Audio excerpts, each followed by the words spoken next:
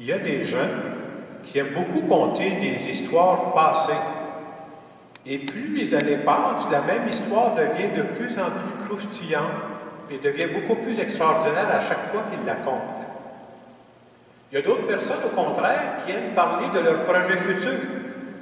Des gens qui vont dire hey, « quand la pandémie va finir » ou « quand je vais prendre ma retraite, là je vais en réaliser des rêves. » Il me semble que dans l'Évangile d'aujourd'hui, on veut nous faire comprendre que Jésus, c'est plutôt quelqu'un du maintenant et ici. Le passage qui m'a frappé, c'est quand Jésus dit, puis on l'avait même la semaine passée, aujourd'hui, ce passage de l'Écriture s'accomplit. Et ce que Jésus veut nous dire à travers ça, que c'est aujourd'hui que Dieu nous parle. C'est aujourd'hui que Dieu a besoin de nous. C'est aujourd'hui que nous bâtissons une relation d'amitié avec lui. Et passer à côté de l'aujourd'hui, c'est passer à côté de Dieu. Dans la première lecture qu'on avait, qui est tirée du prophète Jérémie, c'est Jérémie qui va entendre Dieu lui dire « Avant même de te former dans le sein de ta mère, je te connaissais.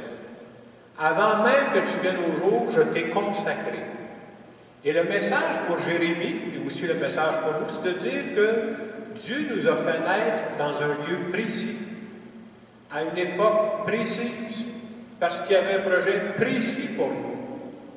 Et c'est aujourd'hui que ce projet de Dieu s'accomplit. Et ce projet de Dieu, bien, il est toujours en évolution, il est toujours en marche. Et c'est pour ça que Dieu nous parle constamment. Et notre but à nous, c'est d'écouter ce que Dieu nous dit à chacune des étapes de notre vie. C'est vraiment le défi d'écouter la parole de Dieu.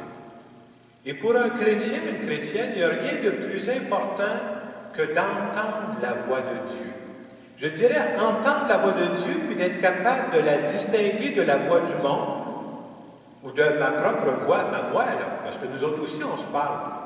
Est-ce que ça vient de Dieu ou est-ce que ça vient de nous?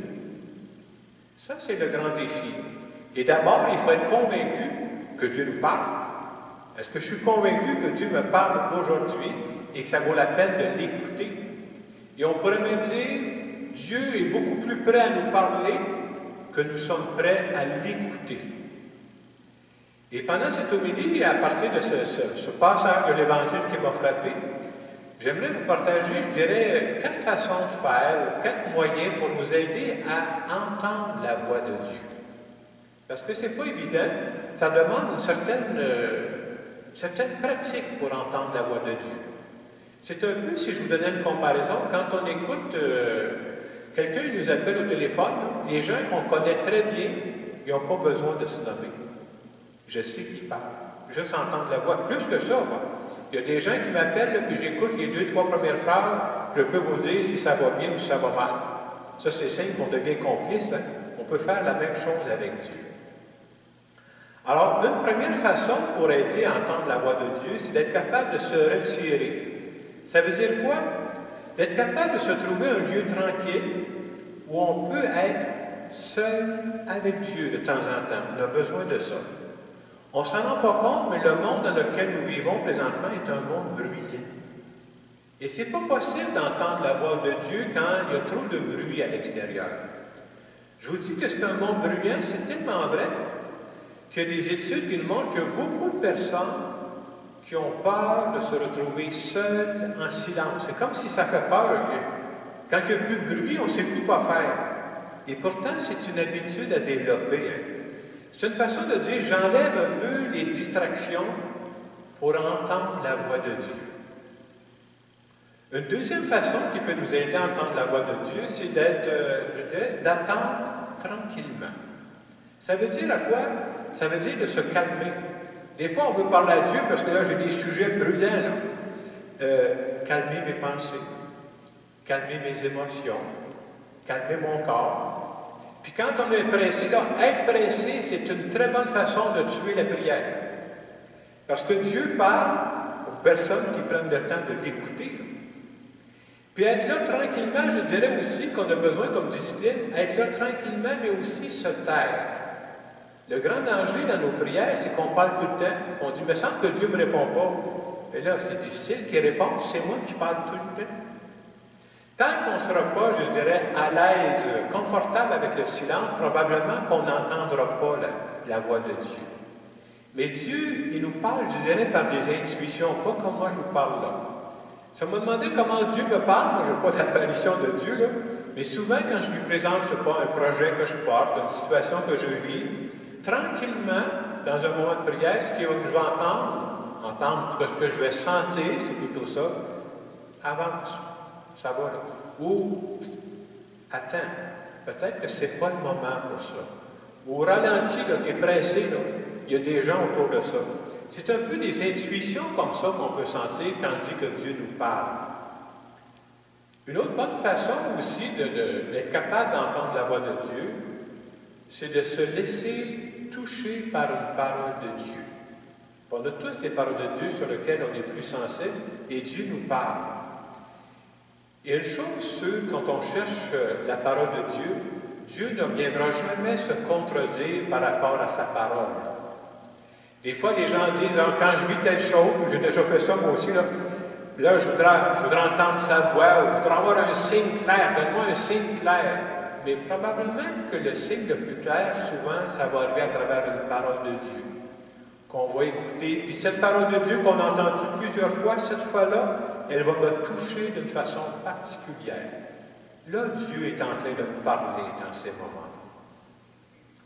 Et finalement, l'autre méthode que je dirais, cette quatrième façon qui peut aider à découvrir qu'est-ce que Dieu est en train de nous dire quand on l'écoute, c'est de noter justement les inspirations, les idées qui montent en nous. Et dans certains cas, quand c'est des situations plus ambiguës, de les écrire. Pourquoi je dis ça, écrire? D'abord, ce n'est pas moi qui ai inventé ça, j'ai un père jésuite qui m'accompagnait et il disait de faire ça pour ceci. Quand on les écrit, des fois on peut renoter après quelques jours, après quelques semaines, après quelques mois, tu dis, oups, il y a des choses qui se répètent. Et si ça se répète, si ça revient, là, c'est bon signe. Dieu est en train de dire quelque chose, parce que Dieu est fidèle dans sa façon de parler. Le pape disait dernièrement, j'ai été voir sur le site du Vatican cette semaine, et le pape disait souvent que par la prière va apparaître l'intuition. Tu trouves ça beau, sa façon de dire, Dieu ne parle pas d'un coup sec comme ça, il va m'assommer avec sa parole. Dieu suscite en moi une intuition qui va m'aider souvent à trouver une solution pour la situation dans laquelle je suis pris. Donc, Dieu, là, il respecte tellement notre liberté que c'est une intuition qui va arriver. Alors, en fin de semaine, on se fait dire que ça vaut la peine d'écouter parce que c'est aujourd'hui que Dieu nous parle. Et en terminant cette homélie, je vais faire tout simplement une prière en notre nom à tous.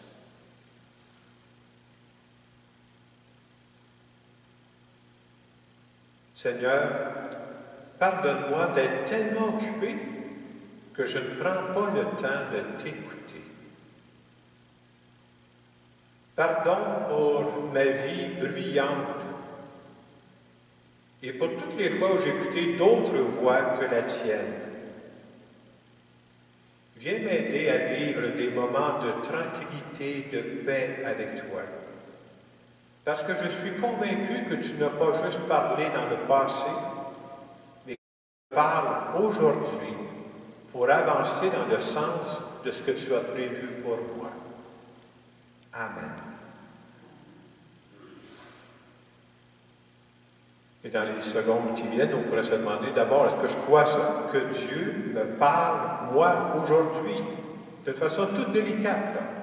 Et quels sont, y a-t-il un moyen en particulier que je pourrais prendre de temps en temps pour mieux écouter, pour mieux entendre la voix de Dieu?